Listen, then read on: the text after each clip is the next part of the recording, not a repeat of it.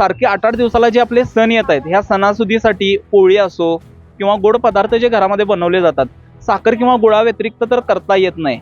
तर आता साखर किंवा गुळ गोड म्हणण्यापेक्षा कडू म्हणायची पाळी आली आहे. जर संध्याकाळी जर आम्ही बाजार नाही घेऊन गेलं तर आमची मुलं खायची काय असा आम्हाला प्रश्न पडून जातोय. तर सरकारनं ह्याच्यावर की अगदी गरिबांच्याकडे सर्वसामान्यांच्याकडे लक्ष द्यावं आणि थोडक्यात थोडके जेवढे रेट त्यांना कमी करता येतील तेवढे कमी करून त्यांनी गरिबांचा उदरनिर्वाह करावा. त्याच्याबद्दल काय सांगाल? तेलाचं तर काय झालंय, पहिलं 1 किलो जे देत होते ते अर्धा किलोच्या पिशवीमध्ये 800 ग्रॅम 200 ग्रॅम अशा पिशव्या द्यायला लागल्या. मग ते घरात करणाऱ्यांनी महिलांना आधी सगळं घरात पहिले व्यवस्थित लागते. आता हे दादा बोले त्याप्रमाणे बरोबरच आहे. 5,000चा बाजारात तो 2,500चा घ्यायला लागला, 2.5 मधला तो 10,000मध्ये गेला. म्हणजे हे जे रेट आहे ते चुकीचे व्हायला लागले. मुलांचं शिक्षण आलं सगळं आलं तर त्याच्यामध्ये हेच जर रेट भयानक जर वाढू लागले तर मुलांना आम्ही खायला काय घालायचं आणि शिक्षणासाठी काय घालायचं. महागाईचा फटका सर्वसामान्य लोकांना मोठ्या प्रमाणावर बसलेला आपल्याला दिसून येतो. काल 2 दिवसामध्ये साखरेचे दर हे 80च्या घरामध्ये पोहोचलेले आहेत. अशातच आता गुळाचा दर सुद्धा वाढलेला आहे. मी आता माधवा रोडवर आहे, आपल्यासोबत गुळाचे व्यापारी आहेत. दादा काय सांगाल, नेमकी काय परिस्थिती आहे? 2 दिवसापूर्वी जर बघितलं तर साखरेचा दर हा 80च्या घरात गेलाय. मागच्या महिन्यात जर बघितलं तर 40 ते 45 रुपयेपर्यंत किलो ही साखर मिळत होती, परंतु आता ती मिळत नाहीये. 80 रुपयेच्या घरात त्याचा दर गेलेला आहे. त्यानंतर काही 2 दिवसानंतर लगेच असं कळालं की गुळाचा दर सुद्धा वाढलेला आहे. नेमकी काय तुमची भूमिका आहे आणि ग्राहकांकडून तुम्हाला कशा पद्धतीचा ह्या महागाईचा प्रतिसाद येतो? निश्चितच ऊसापासूनच साखरेचं असो अथवा गुळाचं उत्पादन जे आहे हे ऊसापासूनच घडतंय. दुसरी गोष्ट, जे इथेनॉलला ऊस गेला त्याच्यामुळं काही गोष्टी किंवा शेतकऱ्यांच्याकडून साखर कारखान्याला कमी प्रमाणात जो ऊस जात आहे त्या कारणामुळं साखरेचे पण दर वाढलेले आहेत दिवसेंदिवस. आणि साखर आणि गुळ आता जे सणासुदीचे दिवस जे श्रावण, नवरात्र, गणपती, दिवाळी ह्याच्यामध्ये की 8 दिवसात सारखे 8-8 दिवसाला जे आपले सण येत आहेत, ह्या सणासुदीसाठी पोळी असो किंवा गोड पदार्थ जे घरामध्ये बनवले जातात, साखर किंवा गुळा व्यतिरिक्त तर करता येत नाही. तर आता साखर किंवा गुळ गोड म्हणण्यापेक्षा कडू म्हणायची पाळी आली आहे. आणि ग्राहकांना आज जे दर सांगितलेला असो, आज ग्राहक येतोय विचारतोय कसा किलो आहे, आज 80 रुपये किलो आहे, पण उद्या त्या गुळाचा दर वाढलेला असतो. पण आपण पण आता पावसा कारणानं मालाचा उठाव हा कमी असतोय, आम्ही घेताना पण कमी घेत असतोय. मग गिरायकाला उद्या त्याच गुळाचा दर जर 90 रुपये सांगितला तर गिरायकाचा गैरसमज कळतोय की दुकानदार आम्हाला फसवायला लागलाय. अशा पद्धतीनं पण गिरायकाच्या मनामध्ये संभ्रम अवस्था आहे. आणि जे काय आहे हे दर कमी झाले पाहिजेत तर गिरायक पुढचं आम्हाला होण्यासाठी पुढच्या व्यापाराच्या दृष्टिकोनातनं सणासुदीला आम्हाला रोलअप होईल पैशाचं, एवढंच मी सांगतो. त्यानं साखरेचा दर वाढलाय आणि त्यानंतर लगेच गुळाचा दर आलेला आहे. साखरेच्या दरामुळे कुठे गुळाच्या दराला तफावत झालेली आहे किंवा वाढलेली आहे असं तुम्हाला वाटतंय का? हे 100% साखर म्हणजे रोजच्या दैनंदिन जीवनात सकाळी उठलेल्या चहाच्या घोटापासून ते रात्रीच्या आपण जेवणापर्यंत साखरेचा वापर हा होतच असतोय. आणि कुठल्या बाकीच्या गोष्टी वाढल्या कमी झाल्या तर काय वाटत नाही, पण साखर, गुळ, मीठ, तेल, तांदूळ ह्या रोजच्या दैनंदिन जीवनातल्या वस्तू आहेत, त्यामुळे हे जे दर हे स्थिरच पाहिजेत. 8 आणि 4 आणि रुपये 2 रुपये इकडं तिकडं माणूस समजू शकतं, पण जरा कमी सरासरी विचार केला तर 40% दर वाढलेले आहेत. आज 55, 50, 60 रुपयाचा गुळ 75 रुपयाने 80 रुपयानं आम्हाला खरेदी करायची पाळी आल्या. ह्याच्यानंतर मग आम्ही 5 रुपयावर 7 रुपयावर आमची मिळकत आहे तिथंच आहे. पण गिरायकाच्या मनामध्ये काय आहे की नाही, आज बाबा गुळवाल्याला पैसे चढ मिळालेत, साखरवाल्याला पैसे चढ मिळालेत, अशी गिरायकाची भूमिका आहे.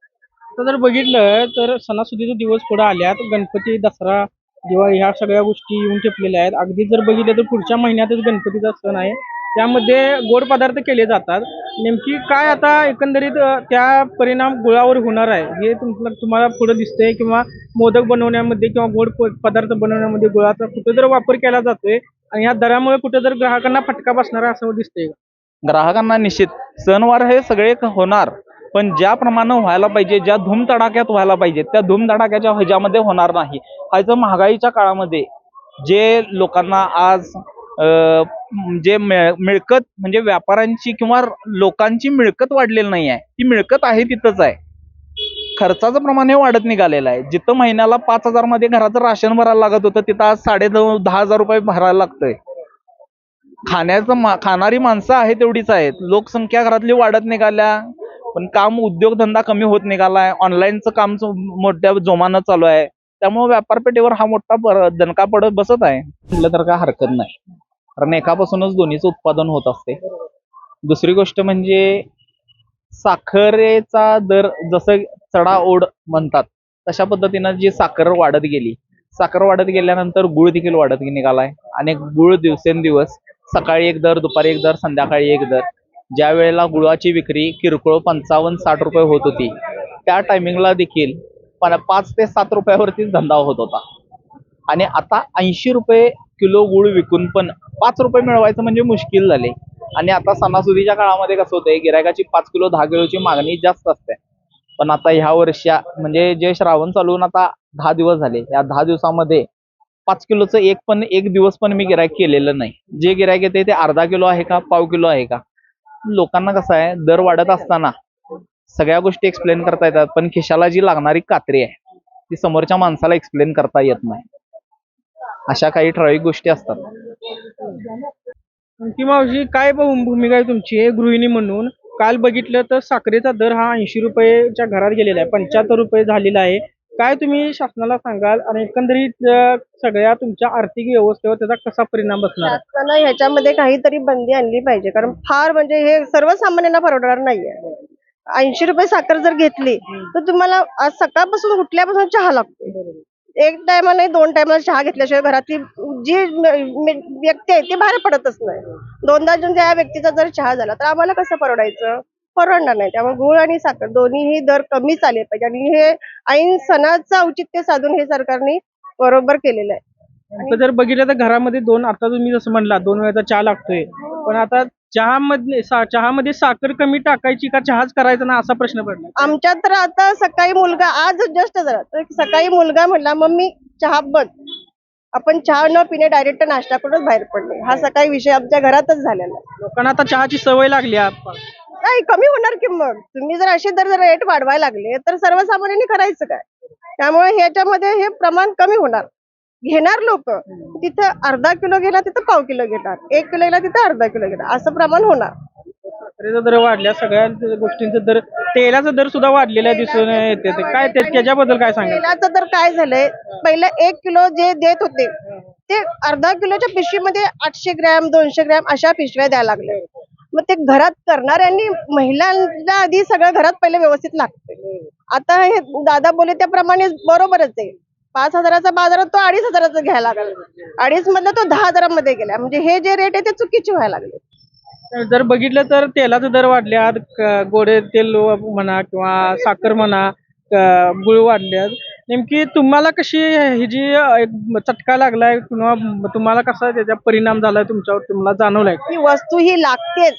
जीवन ही आवश्यक जीवनाची वस्तू आहे, पण आता फार कमी प्रमाण होणार. त्यामध्ये सरकारने काहीतरी निर्बंध आणावा, थोडंफार तरी सर्वसामान्य लोकांना परवडेल असा दर ठेवावा. ही आमची एकच एक मनापासून एक इच्छा आहे. इच्छा म्हणा एक प्रकारची. बघा आता त्यात आणि परत सरकार काय करतंय ते सरकारवर आहे. अशी काय नेमकी परिस्थिती दिसते? 80 रुपयाच्या घरात साखर गेलेली आहे, गोडे तेलाचा दर सुद्धा वाढलेला आहे, त्याचबरोबर आज बघितलं तर गुळ सुद्धा मोठ्या प्रमाणावर वाढलेला आहे. काय तुमची भूमिका दिसते ह्या पाठीमागे, एक गृहिणी म्हणून कसं बघताय?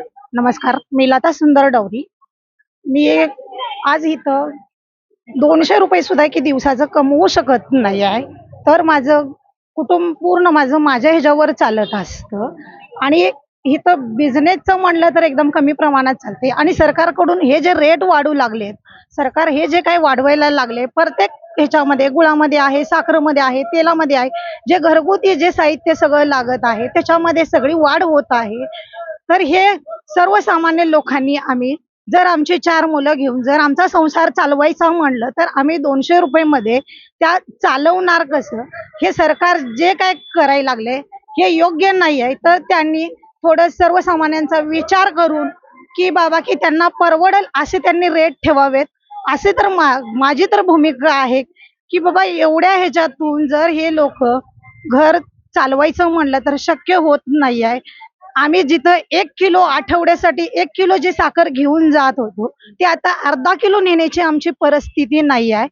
तर आम्हाला घरात जरी पाहुणा जरी आता आमच्या घरी आज सकाळी जर पाहुणे जरी घरी आले तर त्यांना चहा द्यायचा की नाही हा असा प्रश्न पडू लागलाय की त्यांना फक्त पाण्यावरच घरातून आम्ही बाहेर पाठवायचं की काय असा आम्हाला प्रश्न पडायला लागलाय.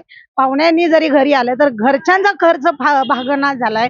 एवढे सरकार रेट वाढवू लागलंय तर आम्ही बाहेरच्या लोकांचा विचार करायचा कसा की मुलांचं शिक्षण आलं सगळं आलं तर त्याच्यामध्ये हेच जर रेट भयानक जर वाढू लागले तर मुलांना आम्ही खायला काय घालायचं आणि शिक्षणासाठी काय घालायचं.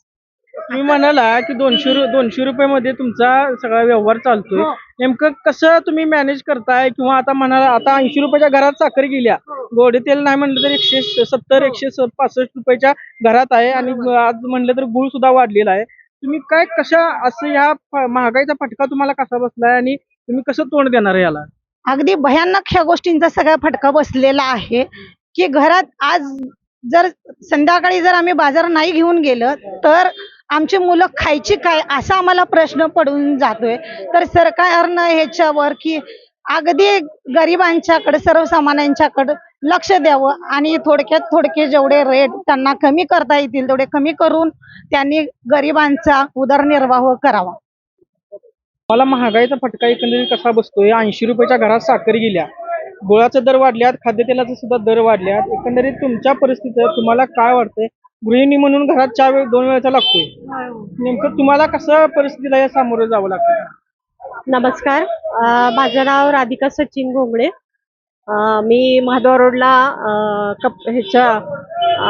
बांगडीच्या दुकानात काम करते.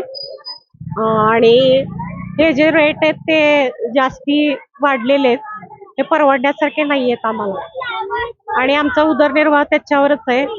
सरकारने याच्यासाठी काहीतरी प्रयत्न करावा. तुम्हाला काय वाटतं? बाबा चहा साखर एवढी वाढल्या, गोडे तेल वाढले, गुळ वाढलाय, सगळ्याच गोष्टी वाढल्यात. नेमकं तुमची गृहिणी म्हणून बाबा दररोज चहा लागते तुम्हाला, काय गृहिणी म्हणून तुम्हाला काय वाटते? सरकारला बाबा कमी करावं, लाडकी बहीण सुद्धा तुम्हाला दिल्या, काय वाटतं तुम्हाला? नेमकं लाडकी बहीण देऊन सुद्धा हे एवढे दर वाढले. एवढ्या सगळ्या सुविधा करून पण त्यांनी वाढवायला नकोय, जरा ह्याच्यात कमी करायला पाहिजे. ते परवडण्यासारखा नाहीच आहे रेट, सर्वसामान्यांना परवडण्यासारखा नाहीये. मी सरोज कांबळे. या साखरेच्या दरवाढीबद्दल मी बातमीला ऐकलेलं होतं. हे आम्हाला परवडण्यासारखे नाही, आमच्या हातावली पोट आहेत, त्याच्यामुळे आम्हाला काय ह्याच्यामध्ये जास्त हे होत नाही. आता 80 रुपयाच्या घरात साखर गेल्या आणि गुळाचा दर वाढल्यात, खाद्यतेल वाढले, पेट्रोल डिझेल तर वाढले. काय तुम्ही कसं बघता याकडे? गृहिणी म्हणून घरात चहा पिता का नाही? चहा पितोय मग आम्ही. आता किती बंद केला का 2 वेळाचा एक नाही, आता म्हणजे साखर वाढल्यामुळे आम्हाला एक कमीच केलाय सगळ्यांनी चहा. दुधाचे दर पण वाढलेलेच आहेत, त्यामुळे आम्हाला काय त्याचं हे त्रासच व्हायला लागलाय सगळ्या गोष्टींना. हातावलं पोट आमचं मिळवायचं किती आणि घालवायचं किती, हे आता आम्हाला जरा कसरतच करावी लागते सगळ्या गोष्टीला. आता पाहुणे बिवणे घरात आले की चहा 1 वेळचा का 2 वेळचा? प्रॉब्लेमच झालाय आता. ते पाहुण्यांना चहा द्यायचा का तसंच पाठवायचा, हा मोठं संकट आहे आमच्यावर. आता काय तुम्ही कसं एक गृहिणी म्हणून घरात चहा किती वेळा करताय? काय आता तुम्हाला साखर किती लागते? साखर काय आम्हाला आठवड्याला 1 किलोभर साखर लागते. आमची 6 माणसं आहेत, 4-5 माणसं आहेत खरं. तेवढं कोण चहा पितंय? दोघं तिघं, आम्ही दोघं तिघं चहा पितोय तेवढेच. आता बघितलं तर साखर 80 रुपयाच्या घरात गेल्या. तुम्हाला नेमकी तुम्ही काय आता कसं करणार आहे? कसं महागाईला तोंड कसं देणार आहे? आता काय सरकार ह्याच्यावर काय निर्णय घेईल त्याच्यावर आहे ते. सरकारला काय सांगशील? सरकार काय करायला पाहिजे? सरकारने नेमकं काय करायला पाहिजे सांगा. आता हे कमी करायला पाहिजे, यातले साखरेचे दर वगैरे सगळे, गुळाचे दर, हे भाववाढ जास्तच झाली आहे. आम आदमीला परवडण्यासारखं नाही आहे. काल 2 दिवसापासून आपण जर बघितलं तर मोठ्या प्रमाणावर साखरेचे दर वाढलेले आहेत. त्याचबरोबर आता गुळाच्या दराला सुद्धा ठिणगी पडलेली आहे, आपल्याला दिसून येते.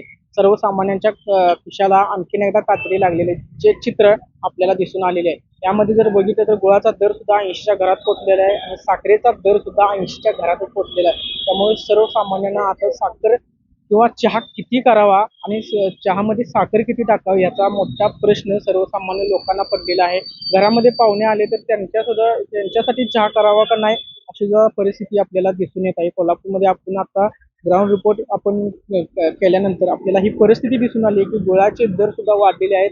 इथेनॉलचा प्रभाव सुद्धा यामध्ये आपल्याला दिसून आलेला आहे. काही नागरिकांच्या मधून ही प्रतिक्रिया येताना दिसते की इथेनॉलचा प्रभाव सुद्धा याच्यामुळे सुद्धा मोठ्या प्रमाणावर हे बदल दरामध्ये जे झालेले आपल्याला दिसून येते. त्यामुळे सरकारने यावर लवकरात लवकर निर्णय घेऊन सर्वसामान्यांच्या खिशाला कात्री न पडणार नाही, त्याचबरोबर त्यांच्या व्यवस्थित त्यांच्या खिशाला जे जेमतेम जे जमेल असे दर लावावेत ही नागरिकांच्याकडून आणि ग्राहक त्याचबरोबर व्यापाऱ्यांच्याकडून सुद्धा मागणी होताना दिसत आहे.